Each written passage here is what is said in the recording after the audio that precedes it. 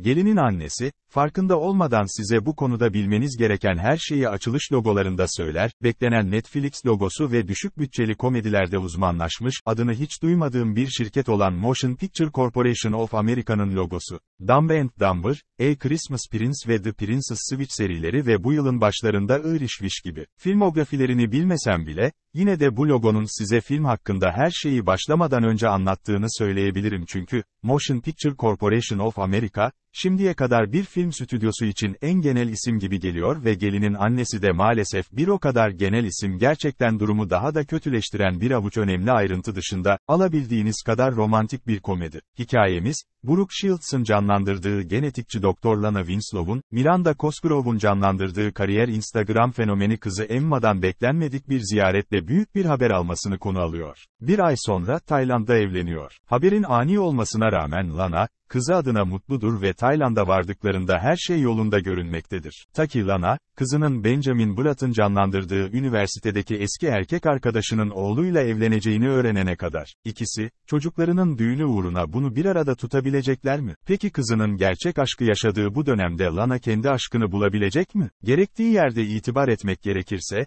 gelinin annesi bunun tam olarak ne olduğu konusunda tamamen dürüsttür. Hallmark Noel filmleriyle aynı damarda, kinaye dolu, rahat yemekli bir romantik komedi, ancak gösterim penceresi ve konusu göz önüne alındığında muhtemelen Anneler Günü için. Neredeyse tüm klasik romantik kinayeler burada, kısmen duyulan konuşmalar, çok fazla çalışma ve sonunda patrona intikam alma, şımarık en iyi arkadaş, düz, romantik komedi oranının yaklaşık 37.000 olduğu gerçeğini telafi etmesi gereken eşcinsel çift. Eğer cömert davranırsak bir kinaye düşünün, gelinin annesi büyük ihtimalle öyledir. Ve teoride bu tür, beyninizi kapatın, romantik komedisinde yanlış bir şey yok. Hallmark Noel filmleri birdenbire bu kadar popüler olmadı ve kişisel olarak, gelinin annesiyle aynı şeyleri yapmasına rağmen geçen tatil sezonunda arkadaşlar ve aile Noel'inden keyif aldım. Muhteşem bir çekim ülkesi olan Tayland'da tanıdık bir hikayede çekici görünen insanları görmek istiyorsanız, bu film kesinlikle bu amacı sağlıyor. Ayrıca oyuncular kendilerine verilen malzemeyle çok sağlam bir iş çıkarıyorlar. Ancak sorun tam da bu malzemede ortaya çıkıyor. Bu tür romantik komedilerin en iyi versiyonları, kinaye odaklı hikaye anlatımını unutulmaz komedi sahneleriyle telafi ediyor. Örneğin, yukarıda bahsedilen arkadaşlar ve aile Noel'i, romantik başrollerimizin dev bir oyuncak ayıyı bir taksiye tıkmak ve ardından onu merdivenlerden yukarı taşımak zorunda kaldıkları bir sahneyi içeriyor.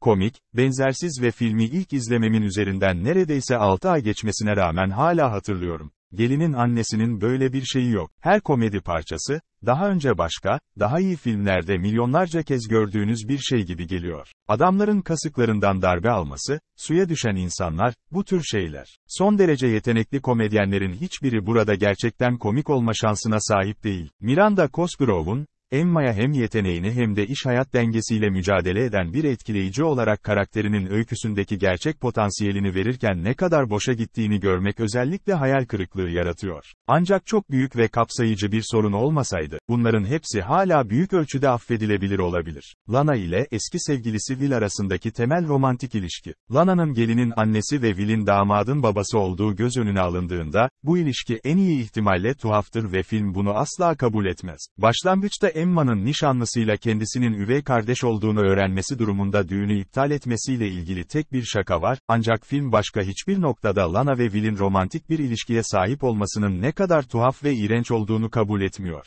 Çocukları evleniyor. Bu, özellikle film, ana kadın başrol, dürüst olmak gerekirse çok daha iyi olan ama onu ana erkek başrol gibi sevmeyen farklı bir yakışıklıya aşık olmaya başladığında, kinayesini çektiğinde ve kendinizi çığlık atmaktan kendinizi alamadığınızda sinir bozucu hale geliyor, en azından diğer adamla birlikte olsaydı ensest olmazdı. Ekranda. Her şey, sonunda filmin geri kalanının sahip olduğu değeri tartışmalı hale getiren garip ve rahatsız edici bir gölge yaratıyor. Gelinin annesi şimdiye kadar izlediğim en kötü filmlerden birinin yanından bile geçemez. Bu yıl izlediğim en kötü film, hatta bu yıl izlediğim en kötü Netflix filmi bile değil. Sonuçta Rebel Moon, Part 2'yu tekrar izlemektense bunu izlemeyi tercih ederim. Ama kesinlikle hayal kırıklığı yaratıyor. Bu oyuncu kadrosu yetenekli, sinematografi muhteşem, karakterlerle ilgili bazı ilginç fikirler var ve ilk kurulum, ensest alt tonlar bir yana, fena değil. Bu harika olabilirdi. Ya da en azından eğlenceli bir suçluluk zevki izlemesi. Ama bunun yerine ya sıkıcı ya da son derece rahatsız edici. Potansiyel olarak zorlayıcı bir konsept, israf edildi ve ana sayfada akılsızca gezinirken gözden kaçırılan başka bir Netflix küçük resmi olmaya mahkum oldu. Umarım Brooke Shields ve Miranda Cosgrove'dan oluşan yetenekli ikili bir dahaki sefere daha iyi bir filmde yer alabilir.